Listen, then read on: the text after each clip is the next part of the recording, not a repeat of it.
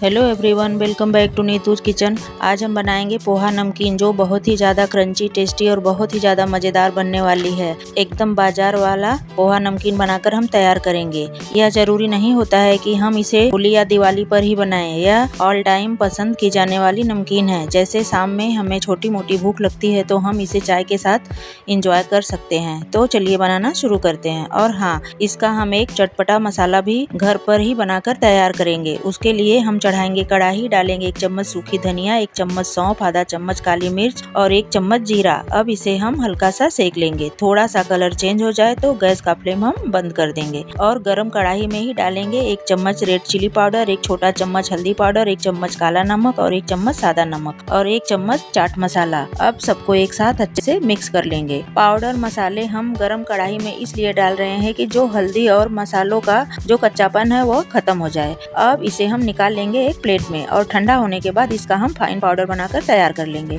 अब चढ़ाएंगे कढ़ाई, डालेंगे तेल गर्म होने के बाद हम लेंगे एक छलनी और उसी छलनी में हम सारे इंग्रेडिएंट्स डाल के फ्राई करेंगे। इससे फायदा ये होगा कि पहले तो हमारा तेल खराब नहीं होगा और ज्यादा तेल भी नहीं पिएगा और फटाफट से हम फ्राई भी कर पाएंगे। बहुत कम टाइम भी लगेगा। तो सबसे पहले हम आधा कप काजू फ्राई करेंगे। फ्लेम मीडियम टू लो ही रखना है क्योंकि काजू बहुत जल्दी ही फ्राई हो जाते हैं। फिर आधा कप बादाम फ्राई करेंगे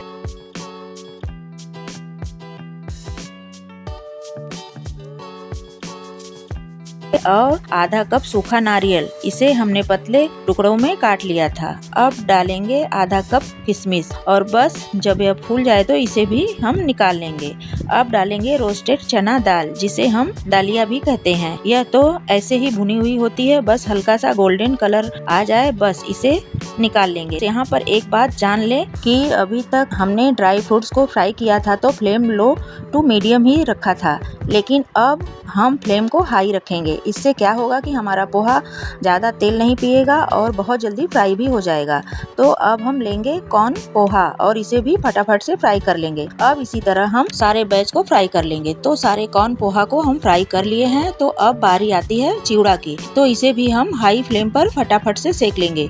तो इसी तरह 3-4 बैच में हमने चिवड़ा को भी फ्राई कर लिए हैं। चिवड़ा फ्राई करने के बाद तेल को हम अच्छे से झाड़ कर निकाल लेंगे। अब फ्राई करेंगे मूंगफली, अब इसे भी निकाल लेंगे और अब लास्ट में डालेंगे कटी हुई हरी मिर्च और कड़ी पत्ता। इसे भी हम कुरकुरा होने तक फ्राई कर लेंगे और फ्राई होने के बाद गरम गरम नमकीन में ही हम डाल देंगे तैयार किया हुआ मसाला और 2 चम्मच पिसी हुई चीनी। अगर आपके पास पिसी हुई चीनी नहीं है तो मसालों के साथ में ही आप 2 चम्मच चीनी पीस लें।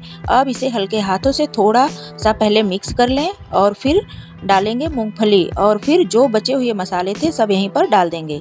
मसाला आप अपने अनुसार डाल सकते हैं, कम ज़्यादा आपको जैसा रखना है उतना मसाला आप डाल सकते हैं। हमें जितना मसाला चाहिए था हमने उतना ही पीस के तैयार किया था, इसलिए हम पूरा मसाला डाल दे रहे हैं। अब हम इसे हल्के हाथों से सबको ऊपर से नीचे तक अच्छे से एक साथ अच्छे से मिक्स कर लेंगे ताकि मसाले नमकीन के साथ अच्छे से चिपक जाए। और मिक्स करने के बाद टेस्ट कर लें, नमक चीनी जो भी कम ज्यादा हो आप और ऐड कर सकते हैं। तो देखा ना आपने, बहुत ज्यादा चटपटी चटाकेदार और बहुत ही मजेदार नमकीन बनके तैयार हुई है। घर पर नमकीन बनाने से फायदा ये होता है कि हम एकदम फ्रेश तेल यूज करते हैं, कोई मिलावट नहीं होता। हम अपने मनपसंद की चीजें डाल सकते हैं, हमें जो जो पसंद है। तो इसीलिए हम कम खर्च में कम मेहनत में क्यों ना हम बाहर से भी टेस्टी और बिना मिलावट वाली चीजें खाएं। और हाँ, अगर आपको इसका हेल्दी वर्जन वाली एकदम कम तेल वाली नमकीन की रेसिपी चाहिए तो कमेंट में जरूर बताना। और बस इसी के साथ आप अगर पोहा नमकीन की रेसिपी पसंद आई है तो आप अपने चैनल नीतूज किचन को लाइक शेयर सब्सक्राइब करें, बेल आइकन दबाना ना भूलें। और अब मिलते हैं एक नई रेसिपी के साथ, तब तक के लिए बाय।